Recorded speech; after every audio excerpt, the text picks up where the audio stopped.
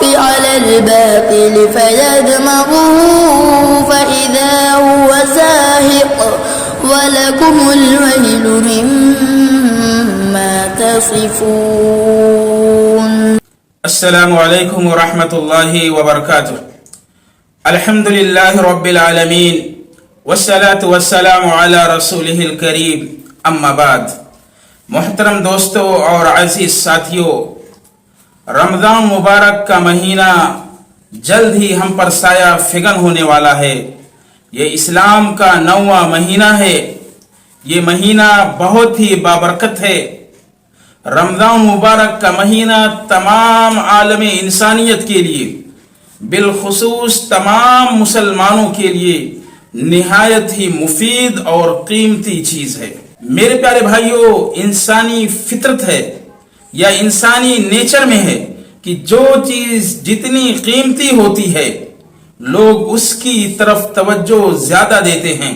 مثال کے طور پر اگر کسی انسان کے پاس ایک دکان ہے، ایک شاپ ہے اور اس میں قیمتی اشیاء رکھی ہوئی ہیں جس کو وہ فروخت کرے گا اور زیادہ سے زیادہ وہ منافع حاصل کرے گا، لیکن وہ بیمار ہو جاتا ہے، دوا لاتا ہے، دوا کھاتا ہے اور اس کو اس بات کا احساس ہو جاتا ہے کہ کل میں دکان پر نہیں جا پاؤں گا، یعنی صحیح طریقے سے میں مکمل طور سے صحت یاب نہیں ہو سکتا.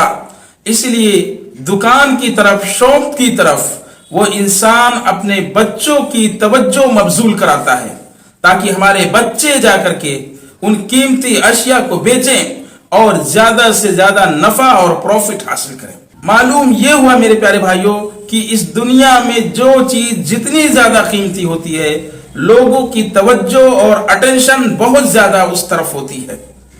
اسی طرح رمضان مبارک کا مہینہ یہ بہت ہی مبارک ہے اور تمام مسلمانوں کے لیے یہ قیمتی ہے. اس سلسلے میں ایک حدیث ملاحظہ کریں. نبی کریم صلی اللہ علیہ وسلم کی خدمت میں 2 اشخاص حاضر ہوتے ہیں اور وہ دونوں بیک وقت اسلام قبول کرتے ہیں. ایک صحابی ان میں سے مجاہد ہوتے ہیں اور بہت زیادہ اللہ رب العالمین کی خدمت کرتے ہیں. دوسرے صحابی پہلے صحابی کے بنسبت عبادت میں کم ہوتے ہیں اور وہ صحابی جو مجاہد ہوتے ہیں بہت زیادہ اللہ کی عبادت کرتے ہیں، ان کی وفات ہو جاتی ہے، وہ شہید ہو جاتے ہیں. اور دوسرے صحابی جو عبادت میں کم ہوتے ہیں ان کا انتقال 1 سال کے بعد ہوتا ہے. حضرت طلحہ رضی اللہ تعالی عنہ خواب میں دیکھتے ہیں کہ جو صحابی 1 سال کے بعد انتقال ہوئے، جن کی موت عام موت تھی، تو وہ پہلے جنت میں جا رہے ہیں اس صحابی سے جو مجاہد تھے اور شہید ہوئے، جبکہ یہ عبادت میں ان سے کم تھے. حضرت طلحہ رضی اللہ تعالی عنہ کہتے ہیں کہ میں نے یہ خواب دیکھا تو مجھے بڑا تعجب ہوا.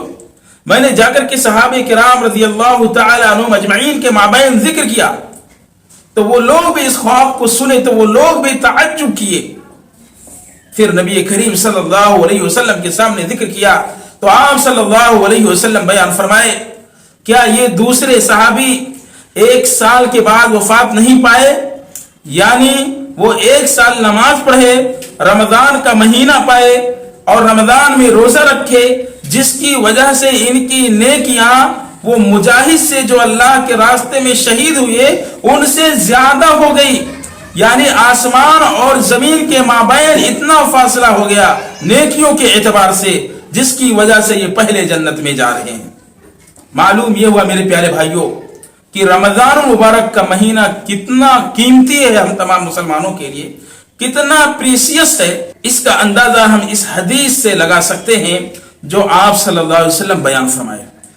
ایک عام موت مرتے ہیں، ایک صحابی ایک شہید ہو کر کے مرتے ہیں لیکن 1 سال پہلے یہ وفات پاتے ہیں، اور جن کی موت عام موت ہوتی وہ 1 سال کے بعد وفات پاتے ہیں، پھر بھی یہ جنت میں پہلے جا رہے ہیں کیونکہ رمضان مبارک کا مہینہ پائے، جس کی وجہ سے وہ اللہ کی عبادت کر کے روزے رکھ کر کے ان کی نیکیاں بہت زیادہ ہو گئی.